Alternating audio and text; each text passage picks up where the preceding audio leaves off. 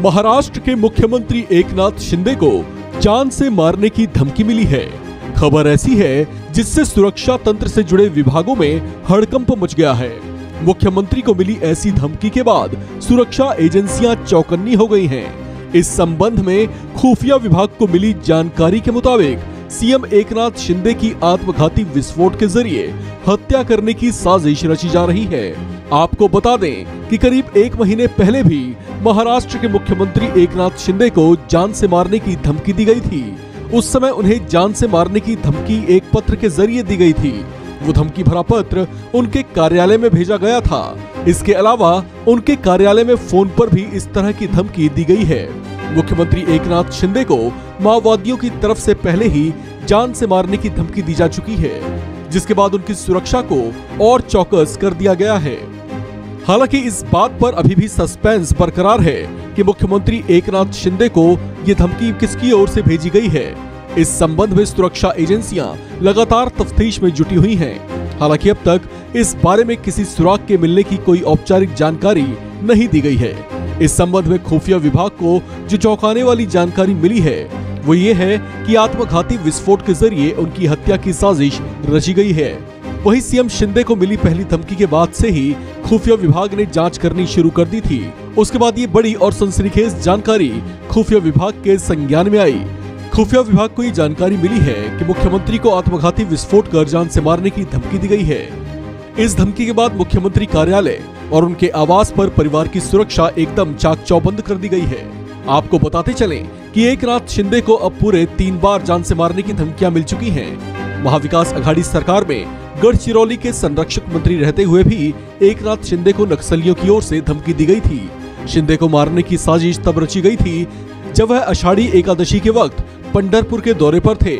इस बीच जिस तरह नक्सलियों के खिलाफ एक्शन में मुख्यमंत्री हैं, उसकी वजह से भी एकनाथ शिंदे की जान को खतरा बताया जा रहा है। वहीं मुख्यमंत्री एकनाथ शिंदे ने इस तरह की धमकी पर अपनी प्रतिक्रिया देते हुए कहा कि ऐसी घटनाएं पहले भी हुई हैं। जब वे मुख्यमंत्री नहीं बने थे, उन्होंने कहा कि ऐसी धमकियों का उन पर कोई प्रभाव नहीं होता। वे अपना पूरा काम निष्ठा और निडरता से करते रहेंगे। इसके अलावा उन्होंने कहा कि पुलिस अपना काम करेगी, गृह मंत्रालय सक्षम है, इस तरह की हरकत कोई नहीं कर सकता। सीएम शिंदे ने कहा कि वे लोगों से मिलते रहेंगे। उन्होंने कहा कि इस तरह की धमकी से ना वे कभी डरे हैं और ना ही कभी डरेंगे। इस खबर में फिलहाल इतना ही।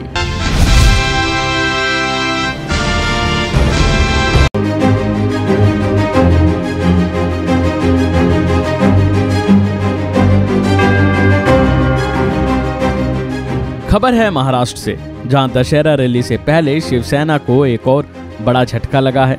खबर थी कि उद्धव के भरोसेमंद सहयोगी रहे मिलिंद नार्वेकर को अपने साथ मिलाने की तैयारी में शिवसेना लगी हुई है और उससे पहले ही एक और बड़ा झटका दे दिया। आदित्य ठाकरे के इलाके से 3000 शिव सैनिकों ने अब शिंदे गुट को ज्वाइन कर लिया है। बता दें, महाराष्ट्र में उद्धव ठाकरे और एकनाथ शिंदे गुट के बीच खींचतान कम होने का नाम नहीं ले रही। इसी कड़ी में रविवार को मुंबई वर्ली के करीब 3000 शिव सैनिकों ने एकनाथ शिंदे गुट को ज्वाइन किया है। उद्धव गुट के लिए ये इसलिए भी बड़ा झटका है क्योंकि आदित्य ठाकरे वर्ली इलाके से ही विधायक हैं। गौरतलब है कि दशहरा रैली को लेकर बॉम्बे हाई कोर्ट ने उद्धव गुट के पक्ष में फैसला दिया है, लेकिन शिंदे गुट ठाकरे परिवार को इसकी खुशियां मनाने का मौका ही नहीं दे रहा। दरअसल मुंबई के वर्ली इलाके से तकरीबन 3000 शिव सैनिकों ने दशहरा रैली के पहले उद्धव ठाकरे को छोड़ एकनाथ शिंदे गुट का दामन थाम लिया। बता दें, आदित्य ठाकरे इसी वर्ली विधानसभा क्षेत्र से विधायक हैं। बावजूद इसके भारी तादाद में कार्यकर्ताओं का शिंदे गुट में शामिल होना उद्धव ठाकरे के लिए एक बहुत बड़ा बुरा संकेत माना जा रहा है। जिस इलाके से इतनी भारी तादाद के कार्यकर्ताओं का शिंदे गुट में पलायन हुआ है, उसे उद्धव और शिवसेना का गढ़ माना जाता है।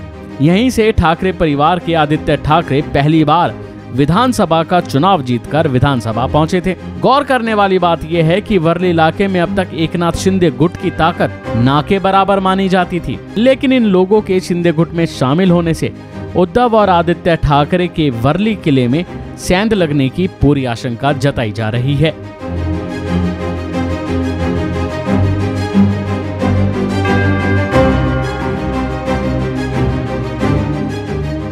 बता दें कि शिंदे गुट उद्धव के भरोसेमंद सहयोगी रहे मिलिंद नार्वेकर को अपने साथ मिलाने की तैयारी में है कि उससे पहले शिंदे गुट ने ठाकरे परिवार के बेहद करीबी रहे चंपा सिंह थापा को अपने साथ जोड़ लिया था।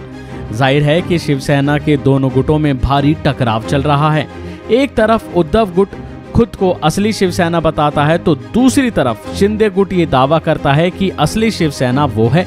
तो वहीं नजर डालें बीते कुछ वक्त पर तो दशहरा रैली मनाने के अधिकार को लेकर दोनों गुटों की लड़ाई कोर्ट में जा पहुंची थी।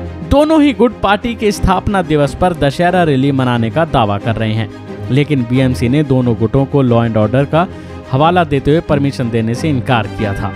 अभी के लिए फिलहाल इतना ही। लाइक कीजिए, सब्सक्राइब कीजिए और शेयर कीजिए।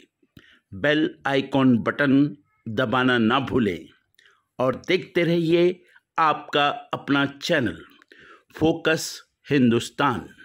और अपने कमेंट्स ज़रूर भेजें ताकि हम फिर से हाजिर होंगे एक नई खबर के साथ।